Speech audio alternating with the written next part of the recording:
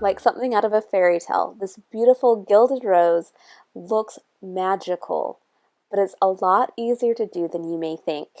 My name is Kassi with LDRS Creative, and today I'm going to show you how to paint this rose.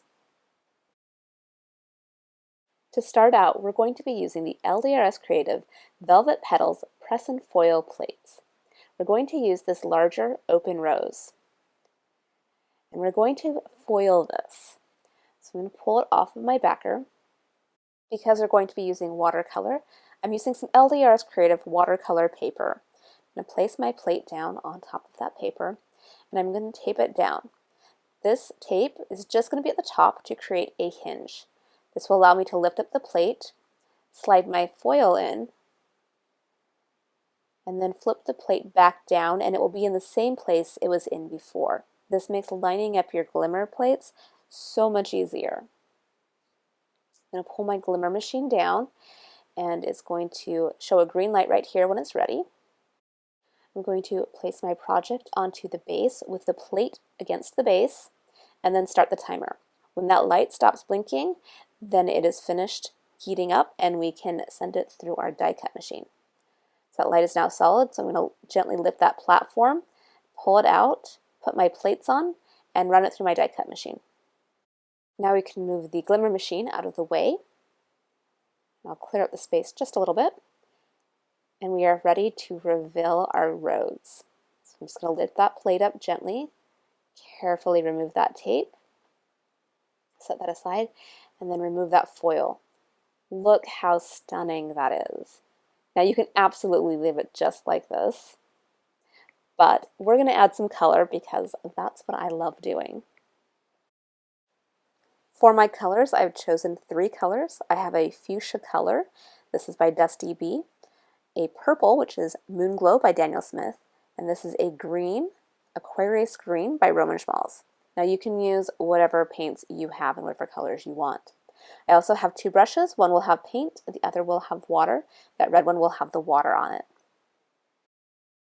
That foil that we just put on is going to act as a resist for the watercolor, which means that it will keep the watercolor contained within each leaf and petal. This will make the coloring of this so much easier. This is really a beginner-friendly project. I'm going to be starting with fuchsia. That's the main color of this rose. So I'm going to get some paint on my brush, and I'm going to add that paint to the base of the petal. I'm also taking just a little bit where there's shadow, where the petal is folding over. I'm then taking my brush with clean water and just kind of moving that paint around. This gives you a nice gradient from that dark shadow to the lighter parts of the petal. You can then continue doing the same process with each petal, adding some color to the base of the petal, adding in just a little bit of shadow, and then moving that color with that clean water. Having that wide tonal range of that very dark shadow into the light of the petal gives it a lot of drama. Now, because of that foil, we don't necessarily have to wait for each petal to dry before painting the one next to it. However, it is a good habit to get into, and it's how I'm used to painting flowers, which is why I am skipping all over this flower. Now, obviously, I have sped this up quite a bit, just because I don't want to get boring. But I'm just doing the exact same process with each petal, adding some color to the base as well as any shadow areas, and then pulling the paint out with that clean water. If you're trying to paint along with me, go ahead and pause the video whenever you need to.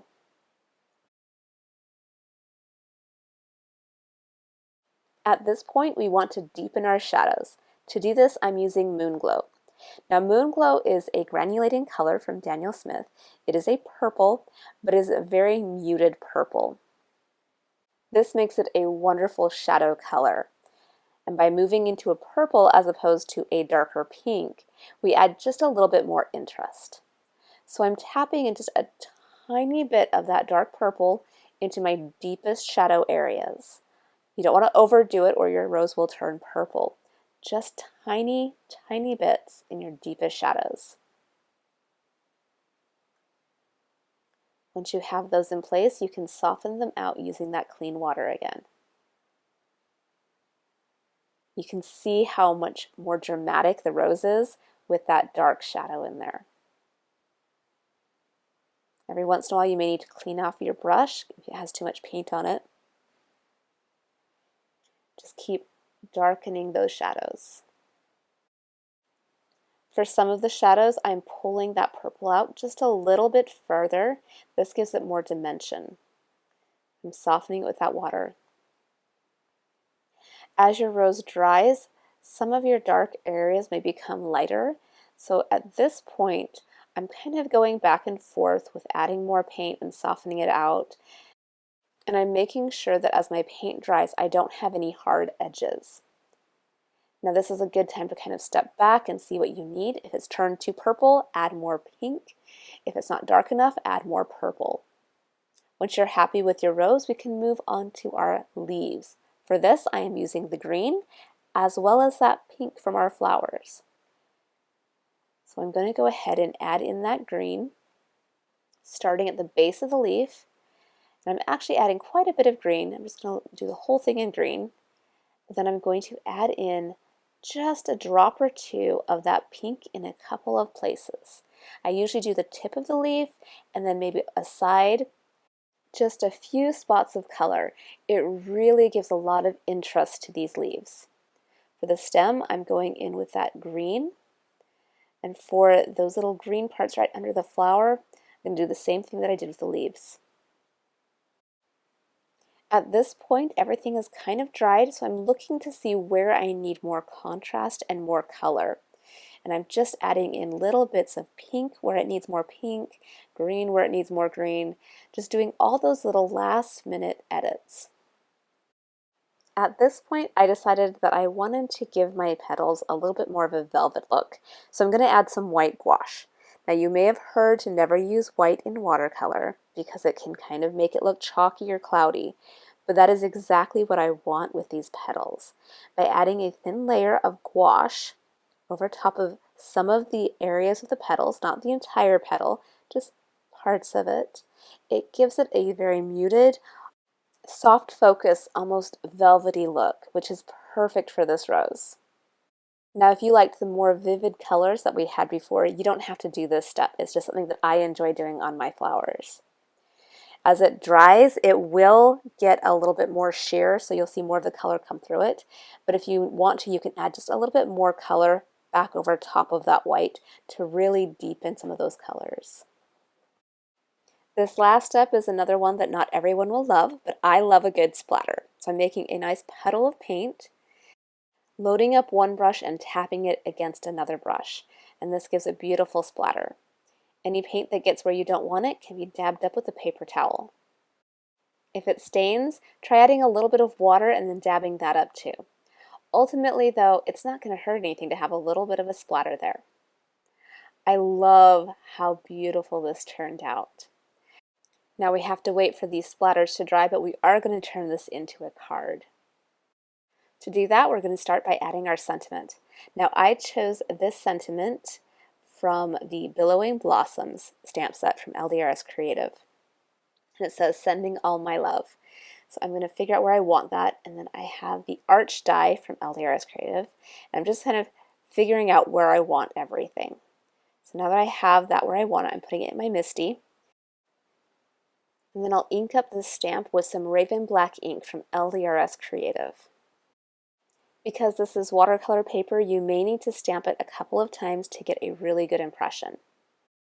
Now that we have our sentiment done, we can die cut out the rose with the Arch die. I'm just going to tape that in place, and then I will run this through my die cut machine. For my card base, I'm going to be working on a top folding A2 card. Now I'm going to add a black border with a pen.